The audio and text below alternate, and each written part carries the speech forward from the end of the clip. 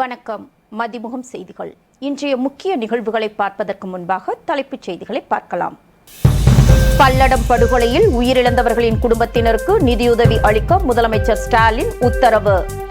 முன்விரோதம் காரணமாக படுகொலை நடந்திருப்பதாக முதல் தகவல் அறிக்கையில் தகவல். ஆசிரியர் பணி என்பது சமூக மறுமலர்ச்சிக்கான சிறந்த பணி. ஆசிரியர் தினத்தையொட்டி வைகோ வாழ்த்து. சனாதனம் குறித்த கருத்துக்களை உதயநிதி திரும்ப பெற வேண்டும் என டெல்லி பாஜக கடிதம். எத்தனை வழக்குகள் வந்தாலும் சந்திக்க தயார் என அமைச்சர் உதயநிதி திட்டவட்டம். ரோவரை தொடர்ந்து விக்ரம் லேண்டரும் உறங்க வைக்கப்பட்டுள்ளதாக இஸ்ரோ தகவல். லேண்டரும் ரோவரும் செப்டம்பர் 22 விழிக்கும் என இஸ்ரோ எதிர்பார்ப்பு. அமைச்சர் செந்தில் பாலாஜி ஜாமீன் மனுவை முதன்மை அமர்வு நீதிமன்றமே விசாரிக்க வேண்டும்.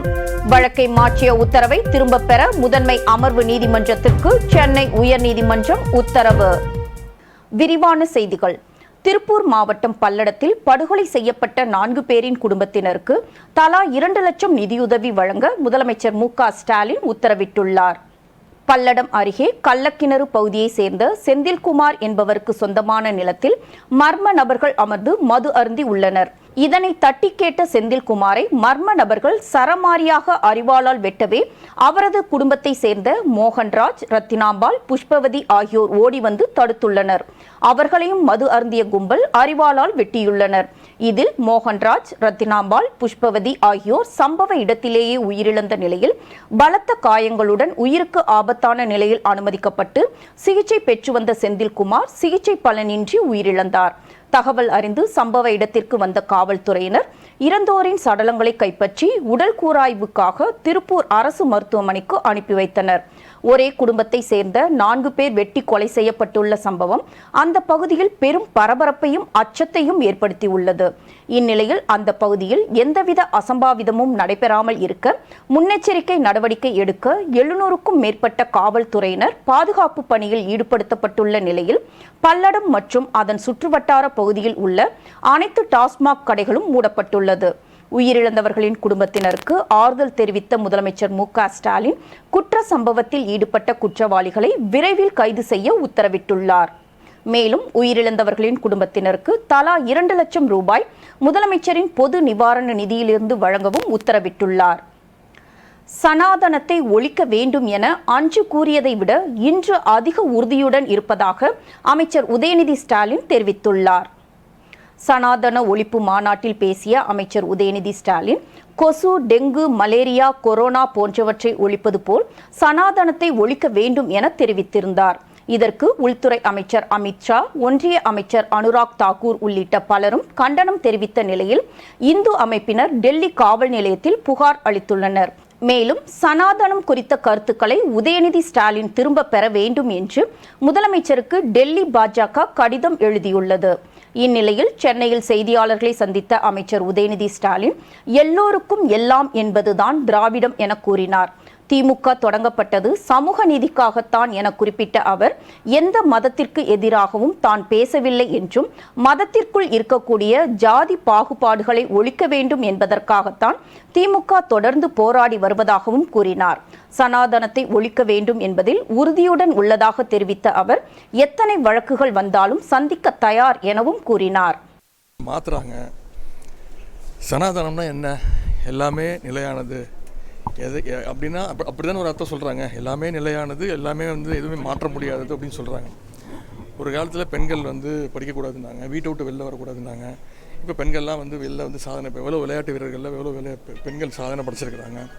ஒரு காலத்தில் கணவன் இறந்த உடனே உடன்கட்டை ஏறணும்னு சொன்னாங்க. இப்போ அதெல்லாம் பண்ணிகிட்டு இருக்கோமா? எல்லாம் மாற்றிட்டோம். ஒரு காலத்தில் பெண்கள் மேலாட அணியக்கூடாதுன்னு சொன்னாங்க. இதெல்லாம் நம்ம அப்படியே ஃபாலோ பண்ணிகிட்டு இருக்கோமா? இதெல்லாம் நம்ம ஃபைட் பண்ணி நம்ம ஒன்றுத்தையும் நம்ம மக்களுக்கான அந்த உரிமையை பெற்று தந்துவிட்டுருக்கோம். அதுதான் எல்லோருக்கும் எல்லாங்கிறது தான் திராவிடம். அதை தான் நான் பேசினேன். இப்போ திரு மோடி அவர்கள் காங்கிரஸ் முக்த் பாரத்னு சொல்கிறாரு. அப்போனா காங்கிரஸ் என்ன? காங்கிரஸோட கொள்கையை அவர் இருக்கிற காங்கிரஸ்காரங்களாம் பிடிச்சி கொலை பண்ண முடியுங்களா? ஜெனோசைட். அப்போ அது இனப்படுகொலைன்னா அப்போ நான் பேசுகிறேன் இனப்படுகொலை தான். இந்துக்களுக்கு எதிரானது திமுக அப்படிங்கறத உதயநிதி ஸ்டாலின் இது திமுக வந்து ஆரம்பிச்சதே வந்து இதுக்காக தான், சமூக நீதிக்காக தான் திமுகவே ஆரம்பிக்கப்பட்டது. எந்த ஒரு மதத்துக்கு எதிராகவும் நான் பேசவே இல்லை. மதத்துக்குள்ள இருக்கக்கூடிய ஜாதி பாகுபாடுகளை ஒழிக்கணுங்கிறதுக்காக தான் திமுக பேசுது. தூத்துக்குடியில் செய்தியாளர்களிடம் பேசிய அமைச்சர் உதயநிதி ஸ்டாலின் சனாதனத்தை ஒழிக்க வேண்டும் என்பது குறித்து மீண்டும் மீண்டும் பேசுவேன் என கூறினார்.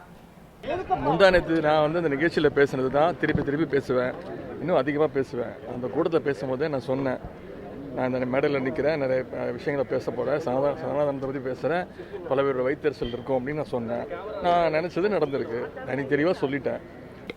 ஆசிரியர் பணி என்பது சமூக மறுமலர்ச்சிக்கான சிறந்த பணி என ஆசிரியர் தினத்தையொட்டி மதிமுக பொதுச் செயலாளரும் மாநிலங்களவை உறுப்பினருமான வைகோ வாழ்த்து தெரிவித்துள்ளார். இது தொடர்பாக அவர் வெளியிட்டுள்ள வாழ்த்துப் பதிவில், மேனாள் இந்திய குடியரசுத் தலைவர் மேதை டாக்டர் ராதாகிருஷ்ணன் பிறந்த நாளான செப்டம்பர் 5ஆம் நாளை ஆசிரியர் நாளாக 1962ஆம் ஆண்டு முதல் கொண்டாடி வருவதாக குறிப்பிட்டுள்ளார். நாட்டின் எதிர்கால செல்வங்களான இளம் பிஞ்சுகளை மழலையர் பள்ளி முதல் உயர்கல்வி வரையில் கல்வி புகட்டி வாழ்வியல் பண்பாட்டு நெறிகளை ஊட்டி வளர்த்து தங்களுடைய தன்னலமற்ற பணியால் சேவையால் ஆசிரியர்கள் மாணவர்களுக்கு கல்வி புகட்டி வருவதாக நெகிழ்ச்சி தெரிவித்து பாராட்டியுள்ளார். கல்வி மட்டுமே அனைவரையும் கரை சேர்க்கும் கருவி என குறிப்பிட்டுள்ள வைகோ, ஆசிரியர் சமூகத்திற்கு மிகுந்த மதிப்பும் மரியாதையும் அளிப்பதில் மக்கள் பேருவகை கொள்வதாக தெரிவித்துள்ளார். மாறிவரும் உலகமய சூழலில் கல்வி வணிகப் பொருளாக ஆக்கப்பட்டு வரும் நிலைமை மிகவும் கவலை அளிப்பதாக குறிப்பிட்டுள்ள வைகோ, ஆசிரியர் பணி என்பது சமூக மறுமலர்ச்சிக்கும் நாட்டின் எதிர்காலத்திற்குமான சிறந்த பணி என்றும், பல இன்னல்களை தாங்கி தன்னலம் பேணாமல் சமூக முன்னேற்றத்திற்கு பாடுபட்டு வரும் ஆசிரியர் சமுதாயத்திற்கு தமது வாழ்த்துக்கள் என குறிப்பிட்டுள்ளார். இந்தியா கூட்டணியைச் சேர்ந்த நாடாளுமன்ற குழு தலைவர்களுடன் செவ்வாய்க்கிழமை அவசர ஆலோசனை கூட்டம் நடத்த காங்கிரஸ் தலைவர் மல்லிகார்ஜுன கார்கே திட்டமிட்டுள்ளார். ஒரே நாடு ஒரே தேர்தலை அமல்படுத்த ஒன்றிய அரசு முயற்சி மேற்கொண்டு வரும் நிலையில் வரும் 18ஆம் தேதி நாடாளுமன்ற சிறப்பு கூட்டத்தொடர் நடைபெறும் என அறிவிக்கப்பட்டுள்ளது.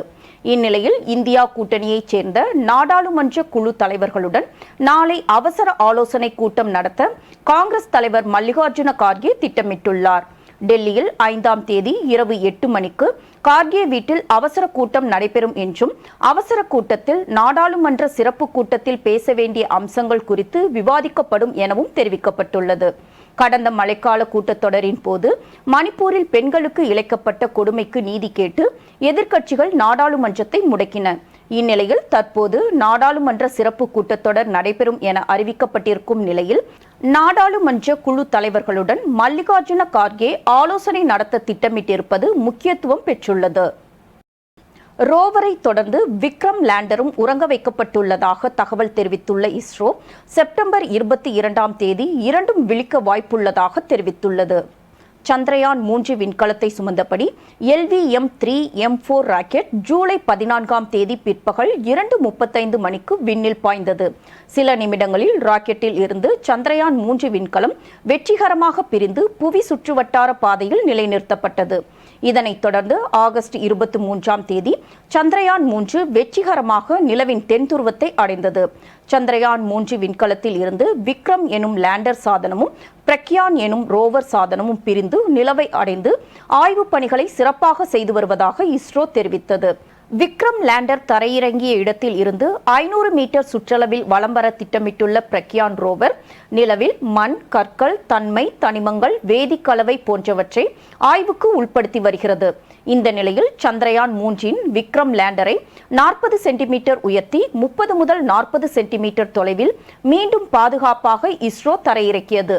மேலும் நிலவின் தென்பகுதியில் உள்ள லேண்டரின் அனைத்து கருவிகளும் சரியாக உள்ளன என்றும், இந்த செயல்பாடு வருங்காலத்தில் விண்வெளி வீரர்களை நிலவில் தரையிறங்கும் திட்டத்துக்கு முன்மாதிரியாக இருக்கும் என்றும் இஸ்ரோ தெரிவித்துள்ளது. அதேபோல் ரோவரை தொடர்ந்து விக்ரம் லேண்டரும் உறங்க வைக்கப்பட்டுள்ளதாக தகவல் தெரிவித்துள்ள இஸ்ரோ, செப்டம்பர் 22ஆம் தேதி இரண்டும் விழிக்க வாய்ப்புள்ளதாக தெரிவித்துள்ளது. அமைச்சர் செந்தில் பாலாஜியின் ஜாமீன் மனுவை முதன்மை அமர்வு நீதிமன்றம் விசாரிக்க வேண்டும் என சென்னை உயர்நீதிமன்றம் உத்தரவு பிறப்பித்துள்ளது. சட்டவிரோத பண பரிமாற்ற வழக்கில் அமலாக்கத்துறையால் கைது செய்யப்பட்ட அமைச்சர் செந்தில் பாலாஜி நீதிமன்ற காவலில் புழல் சிறையில் அடைக்கப்பட்டுள்ளார். அமைச்சர் செந்தில் பாலாஜியின் ஜாமீன் கோரும் மனுவை எந்த நீதிமன்றம் விசாரிப்பது என்பதில் குழப்பம் ஏற்பட்டது. இது தொடர்பாக சென்னை உயர்நீதிமன்றம் நாடி தெளிவு பெறுமாறு சிறப்பு நீதிமன்றம் அறிவுறுத்தியது. இதையடுத்து ஜாமீன் மனுவை எந்த உயர்நீதிமன்றம் விசாரிக்க அதிகாரம் உள்ளது என்பது பற்றி முடிவு செய்ய செந்தில் பாலாஜி தரப்பில் சென்னை உயர்நீதிமன்றத்தில் மனு தாக்கல் செய்யப்பட்டது. இந்த மனுவை விசாரித்த சென்னை உயர்நீதிமன்றம் அமைச்சர் செந்தில் பாலாஜியின் ஜாமீன் மனுவை சென்னை முதன்மை அமர்வு நீதிமன்றம் விசாரிக்க வேண்டும் என உத்தரவிட்டது. மேலும் வழக்கை சிறப்பு நீதிமன்றத்திற்கு மாற்றியதே தவறு என கூறிய நீதிபதிகள் அனைத்து கோப்புகளையும் முதன்மை அமர்வு நீதிமன்றத்திற்கு மாற்ற உத்தரவிட்டனர். ஒன்றிய பாஜக ஆட்சிக்கு முற்றுப்புள்ளி வைக்காவிட்டால் இந்தியாவை யாராலும் காக்க முடியாது என முதலமைச்சர் மு.க.ஸ்டாலின் தெரிவித்துள்ளார். நாடாளுமன்ற தேர்தலை ஒட்டி ஸ்பீக்கிங் ஃபார் இந்தியா என்ற தலைப்பில் ஆடியோ சீரியஸ் மூலம் முதலமைச்சர் மு.க.ஸ்டாலின் தனது பிரச்சாரத்தை தொடங்கியுள்ளார்.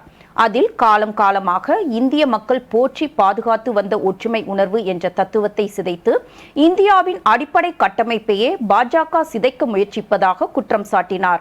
குஜராத் மாடல் என்று பொய் சொல்லி ஆட்சிக்கு வந்த பிரதமர் மோடி மாடல் இப்போது என்ன மாடல் என தெரியாமலேயே முடியப் போவதாக குறிப்பிட்ட அவர், ஒன்றிய பாஜக ஆட்சிக்கு முற்றுப்புள்ளி வைக்காவிட்டால் இந்தியாவை யாராலும் காக்க முடியாது என எச்சரித்தார்.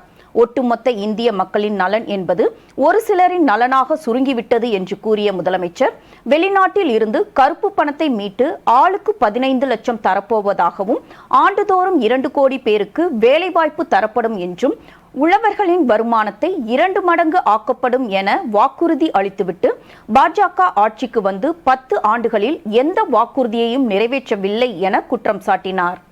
பன்றிக் காய்ச்சல் பரவல் தொடர்பாக மருத்துவமனைகளில் தொடர்ந்து கண்காணித்து வருவதாக அமைச்சர் மா சுப்பிரமணியன் தெரிவித்துள்ளார். சென்னை ஓமந்தூரார் அரசு உயர் சிறப்பு மருத்துவமனையில் இருதய மாற்று அறுவை சிகிச்சை செய்யப்பட்ட நபரை மருத்துவம் மற்றும் மக்கள் நல்வாழ்வுத்துறை அமைச்சர் மா சுப்பிரமணியன் நேரில் சென்று நலம் விசாரித்தார். அதன்பின் செய்தியாளர்களை சந்தித்த அவர், தமிழகத்தில் பன்றிக் காய்ச்சலின் பரவல் அதிகரிக்கவில்லை என்றும் பரவல் தொடர்பாக மருத்துவமனைகள் தொடர்ந்து கண்காணித்து வருவதாகவும் கூறினார். விநாயகர் சிலைகளை நீர்நிலைகளில் கரைப்பதற்கான வழிகாட்டு நெறிமுறைகளை தமிழக அரசு வெளியிட்டுள்ளது. சுற்றுச்சூழலை பாதிக்காத மூலப்பொருள்களால் செய்யப்பட்ட விநாயகர் சிலைகளை மட்டும் நீர்நிலைகளில் பாதுகாப்பான முறையில் கரைக்க அனுமதிக்கப்படுவதாக தெரிவிக்கப்பட்டுள்ளது. ஒருமுறை பயன்படுத்தப்படும் பிளாஸ்டிக் மற்றும் தெர்மாக்கோல் பொருட்களை பயன்படுத்த கண்டிப்பாக அனுமதிக்கப்படாது என்றும், நீர்நிலைகள் மாசுபடுவதை தடுக்கும் பொருட்டு வைக்கோல் போன்ற சுற்றுச்சூழலுக்கு உகந்த பொருட்கள் மட்டுமே சிலைகள் தயாரிக்க பயன்படுத்த வேண்டும் என்றும் அறிவுறுத்தப்பட்டுள்ளது. அதேபோல் சிலைகளுக்கு வர்ணம் பூசுவதற்கு நச்சு மற்றும் மக்காத ரசாயன சாயம் உள்ளிட்ட வண்ணப்பூச்சுகளை கண்டிப்பாக பயன்படுத்தக்கூடாது என்றும், சிலைகளின் மீது எனாமல் மற்றும் செயற்கை சாயத்தை அடிப்படையாக கொண்ட வண்ணப்பூச்சுகளை பயன்படுத்தக்கூடாது எனவும் கேட்டுக்கொண்டுள்ளது. விநாயகர் அலங்கார ஆடைகள் மட்டுமே சிலைகளை மாவட்ட நிர்வாகத்தினால் குறிப்பிட்டுள்ள இடங்களில் மட்டும் தமிழ்நாடு மாசு கட்டுப்பாட்டு வாரியத்தின் விதிமுறைகளின்படி கரைக்க அனுமதிக்க வேண்டும் என்றும் தெரிவிக்கப்பட்டுள்ளது. வடசென்னை மேற்கு மாவட்ட தலைமை பொதுக்குழு உறுப்பினர் ஸ்ரீராமுலு இல்ல திருமண விழாவில் மதிமுக பொதுச் செயலாளரும் மாநிலங்களவை உறுப்பினருமான வைகோ கலந்து கொண்டு மணமக்களை வாழ்த்தினார். மதிமுக வடசென்னை மேற்கு மாவட்ட தலைமை பொதுக்குழு உறுப்பினர் ஸ்ரீராமுலு இல்ல திருமண விழா அம்பத்தூரில் உள்ள தனியார் திருமண மண்டபத்தில் நடைபெற்றது. இந்நிகழ்ச்சியில் மதிமுக பொதுச் செயலாளர் வைகோ கலந்து கொண்டு திருமணத்தை நடத்தி வைத்து மணமக்களை வாழ்த்தி பேசினார். திருமண நிகழ்ச்சியில் மாவட்ட செயலாளர்கள் மற்றும் கழக நிர்வாகிகள் பலர் கலந்து கொண்டனர். பருவமழையால் பாதிக்கப்பட்ட விவசாயிகளுக்கு 181.40 கோடி மதிப்பிலான வேளாண் வளர்ச்சி நிவாரண நிதி ஆணைகளை முதலமைச்சர் மு.க.ஸ்டாலின் வழங்கினார். சென்னை தலைமைச் செயலகத்தில் நடைபெறும் நிகழ்வில் விவசாயிகளுக்கு நிவாரண நிதி ஆணைகள் முதலமைச்சர் மு.க.ஸ்டாலின் வழங்கினார். மேலும் விவசாயிகளுக்கு பவர் டில்லர்கள், விசை களையெடுப்பான் கருவியை வழங்கினார். அதேபோல் தேசிய அளவில் பதக்கம் வென்ற 134 வீரர் வீராங்கனைகளுக்கு முதலமைச்சர் மு.க.ஸ்டாலின் ஊக்கத்தொகை வழங்கினார். கேலோ இந்தியா உள்ளிட்ட போட்டிகளில் பதக்கம் வென்ற வீரர்களுக்கு 2.24 கோடியில் ஊக்கத்தொகை வழங்கினார். மேலும் அறநிலையத்துறை சார்பில் தங்க முதலீடு பத்திரத்தினை திருக்கோயில் அறங்காவலர் குழு தலைவரிடம் முதலமைச்சர் மு.க.ஸ்டாலின் வழங்கினார். திமுக மக்களவை மாநிலங்களவை உறுப்பினர்கள் கூட்டம் 16ஆம் தேதி நடைபெறும் என கட்சியின் பொதுச் செயலாளர் துரைமுருகன் அறிவித்துள்ளார். சென்னை அண்ணா அறிவாலயத்தில் திமுக தலைவரும் முதலமைச்சருமான மு.க. ஸ்டாலின் தலைமையில் 16ஆம் தேதி நடைபெறும் என அறிவிக்கப்பட்டுள்ளது. நாடாளுமன்ற சிறப்பு கூட்டத்தொடர் 18 முதல் 22 வரை கூடுவதை ஒட்டி சிறப்பு கூட்டத்தொடரை எதிர்கொள்வது குறித்து இந்த கூட்டத்தில் ஆலோசிக்கப்பட உள்ளது. உலகம் முழுவதும் சனாதனம் தர்மத்தை பரப்பி வருவதாக தெலங்கானா ஆளுநர் தமிழிசை சவுந்தரராஜன் தெரிவித்துள்ளார். சென்னை வடபழனியில் உள்ள காமராஜர் மருத்துவமனையில் ஸ்டெம் செல் சிகிச்சை மருத்துவமனையை ரிப்பன் வெட்டி துவக்கி வைத்த பின் செய்தியாளர்களை சந்தித்த அவர் இதனை தெரிவித்தார். ஆக உலகம் முழுவதும் பரவி வருகிறது. கொசு மாதிரி நோயை பரப்பல, தர்மத்தை பரப்புகிறது. ஆக தர்மத்தை பரப்புவதை நீங்கள் எப்படி ஒழிப்பீர்கள் என்பதுதான் எனது கேள்வி. பதற்றத்தில் இருக்கிறாருன்னு நினைக்கிறேன். ஆக இந்த கொள்கை எல்லா இடங்களிலும் பரவிது. அது அழிக்க முடியாத ஒன்று தான் சனாதன தர்மம் என்றால் அர்த்தம் என்னன்னா அழிக்க முடியாது. இது ஒரு வாழ்வியல் முறை. அது மட்டும் இல்லை, நான் அவங்க அம்மாவை ரொம்ப பாராட்டுறேன். ஏனென்றால் அவர்கள் சனாதன அந்த இந்து மதத்திற்கு கிரீடம் சூட்டி கொண்டு இருக்கிறார்கள். மணிப்பூரில் அகதிகள் முகாம்களில் சுகாதார வசதிகளை மேம்படுத்த வேண்டும் என இந்திய மருத்துவர்கள் சங்கத்தின் தமிழ்நாடு மாநில பொதுச் செயலாளர் மருத்துவர் ரவீந்திரநாத் வலியுறுத்தியுள்ளார். சமாதானம் மற்றும் முன்னேற்றத்திற்கான இந்திய மருத்துவர்கள் சங்கம் மணிப்பூர் முகாம்களை நேரடியாக பார்வையிட்டு ஆய்வு மேற்கொண்டது. இது தொடர்பாக செய்தியாளர்களை சந்தித்த ரவீந்திரநாத், மணிப்பூரில் அமைதி திரும்பிட பேச்சுவார்த்தைகளின் மூலம் தீர்வு காண வேண்டும் என கேட்டுக்கொண்டார். மணிப்பூர் மக்கள் தமிழ்நாட்டு மக்கள் மிகப்பெரிய அளவுக்கு விரும்புகிறாங்க. குறிப்பாக குக்கி பழங்குடியினர் மீது நம் மீது மிகப்பெரிய நம்பிக்கை வைத்திருக்கின்றார்கள். எனவே நாங்களும் சில உதவிகளை செய்யணும்னு சொல்லியிருக்கின்றோம். எனவே அந்த அடிப்படையில் தமிழ்நாடு அரசும் பரிசீலிக்க வேண்டும். ஒன்றிய அரசு நடவடிக்கை எடுத்து வேறு மாநிலத்து மருத்துவர்கள் அங்கு போய் சேவை செய்ய விரும்பினால் அந்த குழுக்களை அனுப்ப வேண்டும். எனவே அது செய்தால் மிகப்பெரிய அளவுக்கு அந்த குக்கி பகுதி மக்களுக்கு உதவிகரமாக இருக்கும். அதுக்கடுத்து பார்த்தீங்கன்னா இன்னைக்கு சர்க்கரை நோய், மிக இரத்த அழுத்தம், சிறுநீரக பாதிப்பு உள்ளிட்ட நோய்களுக்கு ஆளானவர்களுக்கு இந்த பழங்குடியின பகுதி மக்களுக்கு எந்த விதமான மருத்துவ சிகிச்சை கிடைக்கவில்லை, அது மருந்துகளும் கிடைக்கவில்லை. எனவே அந்த மருந்துகளை உடனடியாக வழங்க வேண்டும். அதே போல சிறுநீரகம் பாதித்தவர்களுக்கு ஹியூமன் டயாலிசிஸ் வசதியெல்லாம் கிடையாது, எந்த வசதியும் கிடையாது. எனவே பெரிட்டோனியல் டயாலிசிஸ் வழங்குவதற்கான ஏற்பாடு குறைந்தபட்சம் செய்யலாம். அதற்கு மணிப்பூர் அரசு ஏற்பாடு செய்ய வேண்டும். மணிப்பூர் அரசு எந்திரத்தை உள்ளர் அனுமதிப்பாங்கன்னு தெரியாது. எனவே வேறு மாநிலத்து மருத்துவ மூலமாக தான் செய்ய முடியும். எனவே அந்த அடிப்படையில் உடனடியாக அதை செய்ய வேண்டும் என கேட்டுக்கொள்கின்றோம். சென்னை மெரினா பட்டினப்பாக்கம் கடற்கரையில் நடன கலை நிகழ்ச்சி நடைபெற்றது. பரதநாட்டிய ஆசிரியை பூஜா சங்கர் அவர்களின் சிவமதி கலாலயா சார்பிலும், பரதநாட்டிய ஆசிரியை திலகவதி அவர்களின் பார்வதி நாட்டியாலயா சார்பிலும் தமிழகம், ஆந்திரா, கர்நாடகம் உள்ளிட்ட பல்வேறு மாநிலங்களை சேர்ந்த 850க்கும் மேற்பட்ட மாணவிகளும் கலைஞர்களும் கலந்து கொண்டு தங்களது நடன கலை அறிவை சமுதாயத்தை படைக்கும் ஆசிரியர்களுக்கு அர்ப்பணிக்கும் விதமாக நடனமாடி குரு சமர்ப்பணம் எனும் உலக சாதனையை ராபா உலக சாதனை புத்தகத்தின் மூலம் உலக சாதனை செய்தனர். இந்த உலக சாதனை திருவிழாவில் பங்கேற்கும் மாணவிகளுக்கும் கலைஞர்களுக்கும் உலக சாதனைக்கான சான்றிதழையும் கேடயத்தையும் பதக்கத்தையும் ராபா புக் ஆஃப் வேர்ல்ட் ரெக்கார்டின் ஆசிரியர் பிரசன்னா ராமானுஜம் மற்றும் தமிழ்நாடு சட்டமன்ற உறுப்பினர் வேலு வழங்கினர். பல்வேறு மாவட்டங்களில் நடைபெற்ற தகவல்களை களத்தில் மதிமுகம் பகுதியில் பார்க்கலாம்.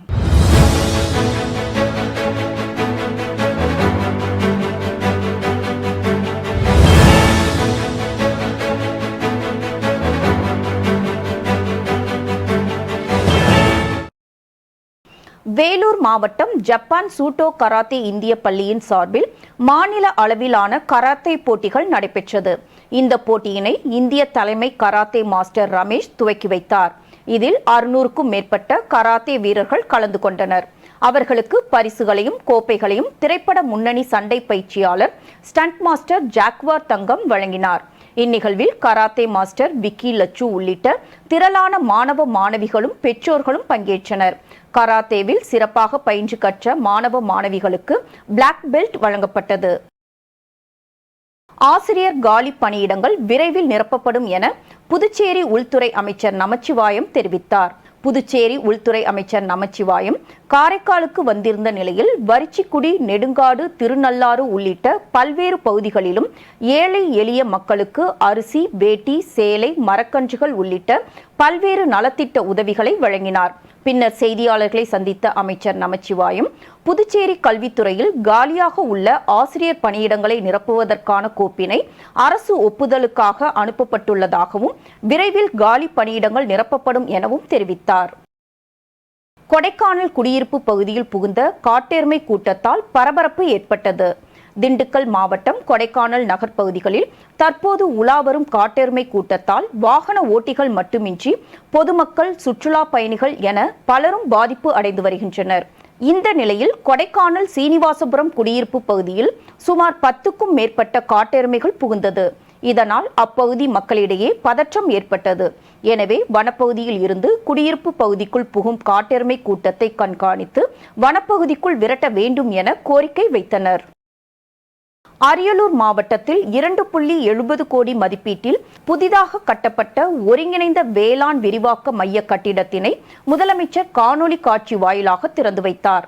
அதனைத் தொடர்ந்து வாலஜா நகரத்தில் உள்ள ஒருங்கிணைந்த வேளாண் விரிவாக்க மைய கட்டிடத்தில் போக்குவரத்து துறை அமைச்சர் சிவசங்கர் குத்துவிளக்கேற்றினார். இந்நிகழ்ச்சி மாவட்ட ஆட்சித்தலைவர் ஆனிமேரி ஸ்வர்ணா தலைமையில் அரியலூர் சட்டமன்ற உறுப்பினர் சின்னப்பா, ஜெயங்கொண்டம் சட்டமன்ற உறுப்பினர் கண்ணன் ஆகியோர் முன்னிலையில் நடைபெற்றது. ராணிப்பேட்டை மாவட்டத்தில் விவசாயிகள் உரிமை பெற்ற பட்டா நிலங்களை அனாதீனம் என்று அறிவித்ததை உடனடியாக ரத்து செய்ய கோரி விவசாயிகள் காத்திருப்பு போராட்டத்தில் ஈடுபட்டனர். இதில் ராணிப்பேட்டை மாவட்டத்தை சேர்ந்த விவசாயிகள் மற்றும் தமிழக விவசாயிகள் பாதுகாப்பு சங்க உறுப்பினர்கள் சுமார் 100க்கும் மேற்பட்டோர் கலந்து கொண்டனர். காரைக்காலில் இருசக்கர வாகனத்தின் மீது அரசு பேருந்து மோதிய விபத்தில் கணவன் மனைவி உயிரிழந்த சம்பவம் குறித்து காவல்துறையினர் விசாரணை மேற்கொண்டு வருகின்றனர். காரைக்கால் அடுத்த நல்லெழுந்தூர் கிராமத்தை சேர்ந்த வெங்கட்ரமணி, லதா தம்பதியர் இருசக்கர வாகனத்தில் காரைக்கால் நோக்கி வந்தபோது பின்னால் வந்த அரசு பேருந்து மோதிய விபத்தில் லதா சம்பவ இடத்திலேயே பரிதாபமாக உயிரிழந்தார். மேலும் வெங்கட்ரமணி பலத்த காயத்துடன் மருத்துவமனையில் சேர்க்கப்பட்டிருந்த நிலையில் அவர் சிகிச்சை பலனின்றி உயிரிழந்தார். இதுகுறித்து தகவலறிந்து வந்த காவல்துறையினர் இருவரின் உடலை கைப்பற்றி பிரேத பரிசோதனைக்காக அரசு மருத்துவமனைக்கு அனுப்பி வைத்தனர். மேலும் இந்த விபத்து குறித்து வழக்கு பதிவு செய்து விசாரணை மேற்கொண்டு வருகின்றனர்.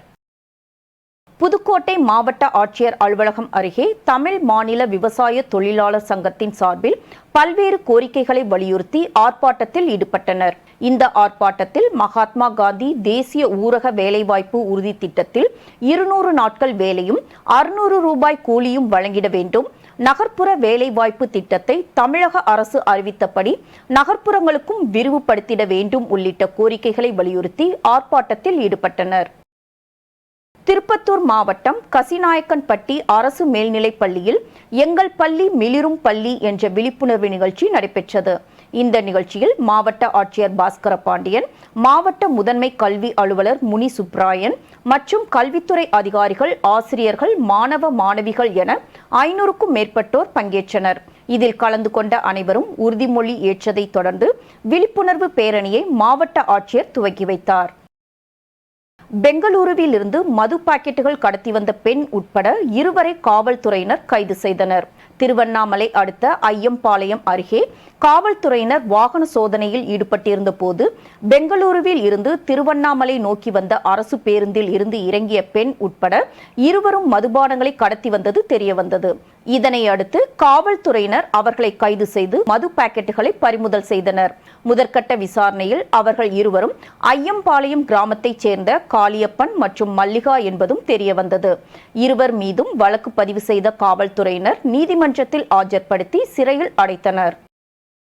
ஆம்பூர் அருகே அரசு மதுபான கடைக்கு பீர்லோடு ஏற்றிச் சென்ற லாரி சாலையோர பள்ளத்தில் கவிழ்ந்து விபத்துக்குள்ளானது. சென்னை பூந்தமல்லி பகுதியில் உள்ள தனியார் பீர் கம்பெனியில் இருந்து கிருஷ்ணகிரியில் உள்ள அரசு மதுபான கடைக்கு பீர்லோடு ஏற்றி வந்த லாரி ஒன்று திருப்பத்தூர் மாவட்டம் தேசிய நெடுஞ்சாலையில் சாலை விரிவாக்க பணிக்காக தோண்டப்பட்ட பள்ளத்தில் கவிழ்ந்து விபத்துக்குள்ளானது. இந்த விபத்தில் லாரி ஓட்டுநர் சிறு காயங்களுடன் தப்பியோடிய நிலையில் இவ்விபத்து குறித்த தகவல் அறிந்து வந்த காவல்துறையினர் மற்றும் நெடுஞ்சாலைத்துறையினர் லாரியை கிரேன் இயந்திரம் மூலம் பள்ளத்தில் இருந்து மீட்டனர். மேலும் ஓட்டுநர் குடிபோதையில் லாரியை ஓட்டி வந்தது விசாரணையில் தெரியவந்ததை தொடர்ந்து வழக்கு பதிவு செய்த காவல்துறையினர் தப்பியோடிய லாரி ஓட்டுநரை தேடி வருகின்றனர். வேலூர் மாவட்டம் பள்ளிக்கொண்டா மற்றும் பேர்ணாம்பட்டில் அரசின் சார்பில் அமைக்கப்பட்டுள்ள உழவர் சந்தைகளை தமிழக முதல்வர் மு.க.ஸ்டாலின் காணொலி காட்சி மூலம் திறந்து வைத்தார். பின்னர் பள்ளிக்கொண்டா உழவர் சந்தையில் நடந்த விழாவில் மாவட்ட ஆட்சியர் குமாரவேல் பாண்டியன் குத்துவிளக்கேற்றி துவக்கி வைத்தார். இந்த விழாவில் அணைக்கட்டு சட்டமன்ற உறுப்பினர் நந்தகுமார் உள்ளிட்டோர் பங்கேற்றனர். இதேபோன்று பேர்ணாம்பட்டு உழவர் சந்தையை முதல்வர் திறந்ததை அடுத்து அங்கு குடியாத்தம் சட்டமன்ற உறுப்பினர் அமுலு குத்துவிளக்கேற்றி துவக்கி வைத்தார். பணி நிரந்தரம், ஊதிய உயர்வு உள்ளிட்ட கோரிக்கைகளை வலியுறுத்திய புதுச்சேரி அரசு சுகாதாரத்துறையில் பணியாற்றும் ஆம்புலன்ஸ் ஓட்டுநர்கள் தொடர் போராட்டத்தில் ஈடுபட்டுள்ளனர்.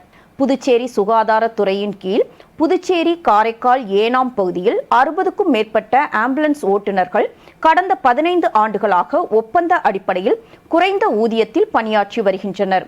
இவர்கள் தங்களை பணி நிரந்தரம் செய்ய வேண்டும், அதுவரை தற்போது வழங்கப்பட்டு வரும் ஊதியத்தை உயர்த்தி வழங்க வேண்டும் உள்ளிட்ட கோரிக்கைகளை வலியுறுத்தி தொடர் போராட்டத்தில் ஈடுபட்டனர். மேலும் தங்களது கோரிக்கைகளை அரசு நிறைவேற்றாவிட்டால் வரும் 11ஆம் தேதி முதல் வேலைநிறுத்த போராட்டத்தில் ஈடுபட உள்ளதாக ஊழியர்கள் தெரிவித்துள்ளனர்.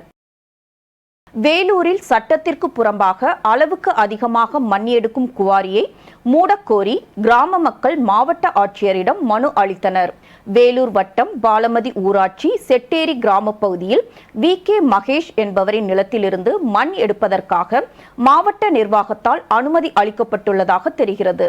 ஆனால் அரசு அனுமதித்துள்ள அளவிற்கு அதிகமாக சட்டவிரோதமாக மண் எடுக்கப்பட்டுள்ளதாக அக்கிராம மக்கள் புகார் தெரிவித்து அவர் மீது நடவடிக்கை எடுக்க வலியுறுத்தியும் பொதுமக்களுக்கு இடையூறாக இருக்கும் குவாரியை மூடுவதற்கு உத்தரவிட கோரியும் கிராம மக்கள் மாவட்ட ஆட்சியர் குமாரவேல் பாண்டியனிடம் மனு அளித்துள்ளனர். ராணிப்பேட்டை மாவட்டம் அரக்கோணம் அருகே இளைஞர் ஒருவர் வெட்டி கொலை செய்யப்பட்ட சம்பவம் குறித்து காவல்துறையினர் விசாரணை மேற்கொண்டு வருகின்றனர். ராணிப்பேட்டை மாவட்டம் அரக்கோணம் அடுத்த சித்தேரி கிராமத்தை சேர்ந்தவர் விக்னேஷ், இவரது மனைவி யாமினி. இந்நிலையில் அதே பகுதியில் உள்ள மாந்தோப்பு அருகே விக்னேஷ் கழுத்து அறுக்கப்பட்டு சடலமாக இருப்பது தெரியவந்தது. உடனடியாக காவல்துறையினருக்கு தகவல் அளிக்கப்பட்டதை தொடர்ந்து சம்பவ இடத்திற்கு விரைந்து வந்து விக்னேஷின் சடலத்தை கைப்பற்றி அரக்கோணம் அரசு மருத்துவமனைக்கு பிரேத பரிசோதனைக்காக அனுப்பி வைத்தனர். மேலும் விக்னேஷின் மனைவி யாமினி அளித்த புகாரின் பேரில் காவல்துறையினர் கொலை வழக்கு பதிவு செய்து குற்றவாளிகளை தேடி வருகின்றனர். இன்றைய தங்கம் வெள்ளி விலை வழங்குவோர் அட்டிகா கோல்ட் கம்பெனி. சென்னையில் 22 கேரட் ஆபரண தங்கத்தின் விலை கிராமுக்கு 15 ரூபாய் உயர்ந்து 5560 ரூபாய்க்கும், சவரனுக்கு 120 ரூபாய் உயர்ந்து ஒரு சவரன் 44,480 ரூபாய்க்கும் விற்பனை செய்யப்படுகிறது. வெள்ளியின் விலையில் எவ்வித மாற்றமும் இன்றி 1 கிராம் வெள்ளியின் விலை 80 ரூபாய்க்கும், 1 கிலோ வெள்ளியின் விலை 80,000 ரூபாய்க்கும் விற்பனை செய்யப்படுகிறது. ஸ்பெயின் நாட்டில் ஒரே இரவில் பெய்த கனமழையின் காரணமாக வெள்ளப்பெருக்கு ஏற்பட்டு வீடுகளுக்குள் தண்ணீர் புகுந்தது. ஸ்பெயினின் அல்கனார் நகரில் பெய்த கனமழையால் நள்ளிரவில் திடீரென வெள்ளப்பெருக்கு ஏற்பட்டு வீடுகளுக்குள் தண்ணீர் புகுந்தது. இதனால் அச்சமடைந்த மக்கள் வெள்ளத்தில் அடித்து வரப்பட்ட குப்பைகளையும் சேற்றையும் அப்புறப்படுத்தும் பணிகளை மேற்கொண்டனர். மேலும் வெள்ளம் காரணமாக பொதுமக்கள் தங்களின் வீடுகளுக்குள் முடங்கியுள்ளனர். இதனிடையே பொதுமக்கள் தேவையற்ற பயணங்களை தவிர்த்துக் கொள்ளுமாறு அரசு அதிகாரிகள் அறிவுறுத்தியுள்ளனர். ஸ்பெயினின் தேசிய வானிலை மையம் கேட்டலோனியா உள்ளிட்ட பிற பகுதிகளுக்கு புயல் எச்சரிக்கை விடுத்துள்ளது. மீண்டும் தலைப்புச் செய்திகள். பல்லடம் படுகொலையில் உயிரிழந்தவர்களின் குடும்பத்தினருக்கு நிதியுதவி அளிக்க முதலமைச்சர் ஸ்டாலின் உத்தரவு. முன்விரோதம் காரணமாக படுகொலை நடந்திருப்பதாக முதல் தகவல் அறிக்கையில் தகவல். ஆசிரியர் பணி என்பது சமூக மறுமலர்ச்சிக்கான சிறந்த பணி. ஆசிரியர் தினத்தையொட்டி வைகோ வாழ்த்து. சனாதனம் குறித்த கருத்துக்களை உதயநிதி திரும்ப பெற வேண்டும் என டெல்லி பாஜக கடிதம். எத்தனை வழக்குகள் வந்தாலும் சந்திக்க தயார் என அமைச்சர் உதயநிதி திட்டவட்டம். ரோவரை தொடர்ந்து விக்ரம் லேண்டரும் உறங்க வைக்கப்பட்டுள்ளதாக இஸ்ரோ தகவல். லேண்டரும் ரோவரும் செப்டம்பர் 22 விழிக்கும் என இஸ்ரோ எதிர்பார்ப்பு. அமைச்சர் செந்தில் பாலாஜி ஜாமீன் மனுவை முதன்மை அமர்வு நீதிமன்றமே விசாரிக்க வேண்டும். வழக்கை மாற்றிய உத்தரவை திரும்பப் பெற முதன்மை அமர்வு நீதிமன்றத்திற்கு சென்னை உயர்நீதிமன்றம் உத்தரவு. இத்துடன் செய்திகள் நிறைவடைந்தன. மீண்டும் செய்திகள் காலை 8 மணிக்கு. மேலும் செய்திகளை தெரிந்து கொள்ள மதிமுகம் பிரைம் யூடியூப் தளத்தில் இணைந்திருங்கள்.